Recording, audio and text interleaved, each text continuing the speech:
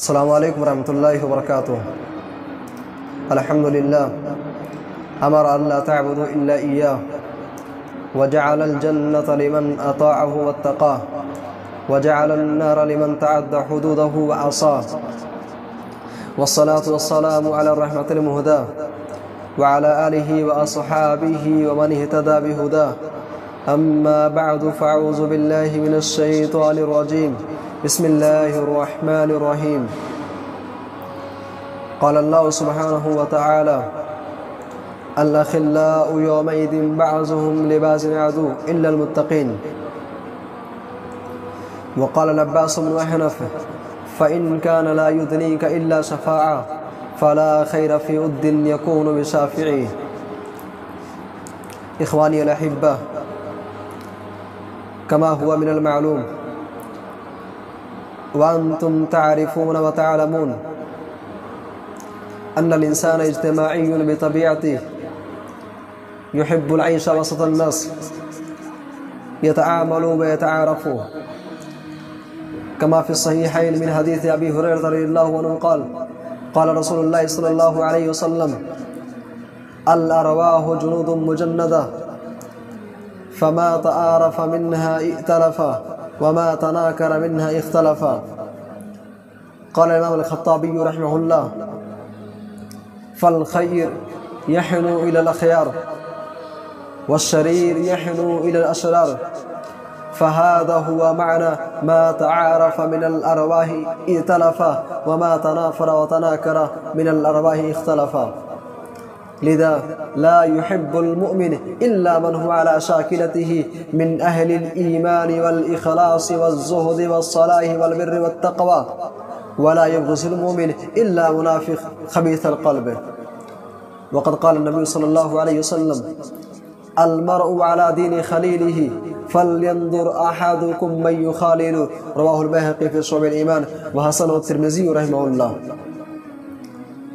أيها الإخوة، وقد خاطب الله تبارك وتعالى نبيه صلى الله عليه وسلم وأمره أن يصاحب الأخيار وأن يصطبر نفسه معهم، فقال: واصبر نفسك مع الذين يدعون ربهم بالغداة والعشي يريدون وجهه ولا تعد عيناك عنهم تريد زينة الحياة الدنيا ولا تطع من أغفلنا قلبه عن ذكرنا واتبع هواه وكان أمره فرطا.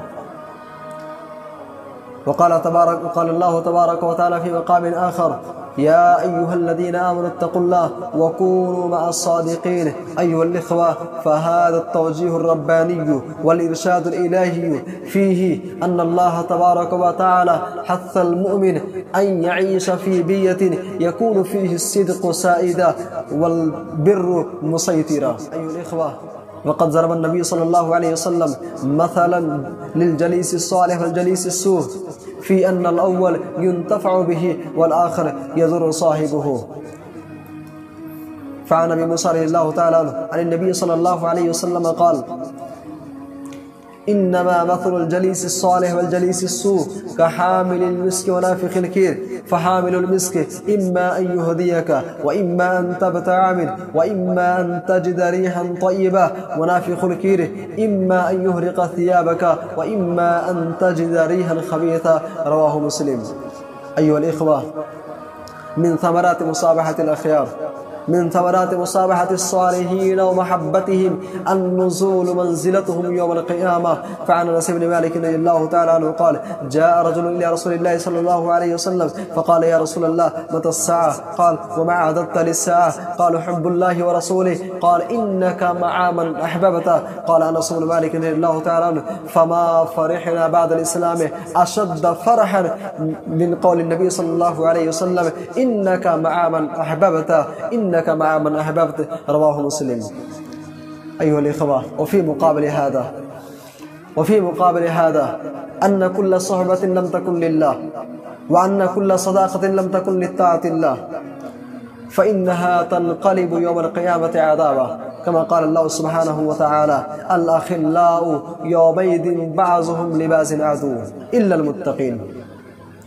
بل إن الإنسان يوم القيامة يتحسر على مصاحبته لرفقاء السوء، كما قال الله سبحانه وتعالى: ويوم يعز الظالم على يديه يقول يا ليتني اتخذت مع الرسول سبيلا، يا ويلتى ليتني لم اتخذ فلانا خليلا.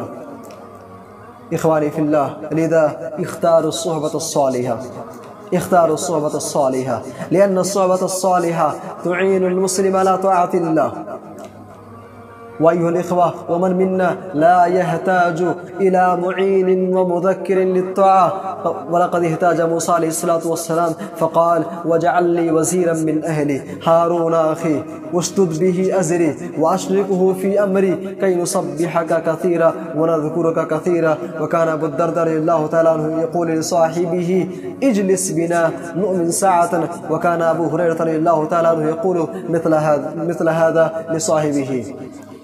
أيها الإخوة، وفي الختام أقول لكم ما قال علي بن أبي طالب رضي الله تعالى عنه، فقال: ولا تصحب الجاهل وإياك وإياه، ولا تصحب الجاهل وإياك وإياه، وكم من جاهل أرضى حليما حين أخاه، يقاس المرء بالمرء إذا ما هو مأشاه، وللقلب على القلب دليل حين يلقاه. أيها الإخوة، وفي الختام أدعو الله تبارك وتعالى أن يوفقنا أن نختار الصحبة الصالحة وأن نجعلنا من عبادك المهتدين، آمين. تقبل يا رب العالمين.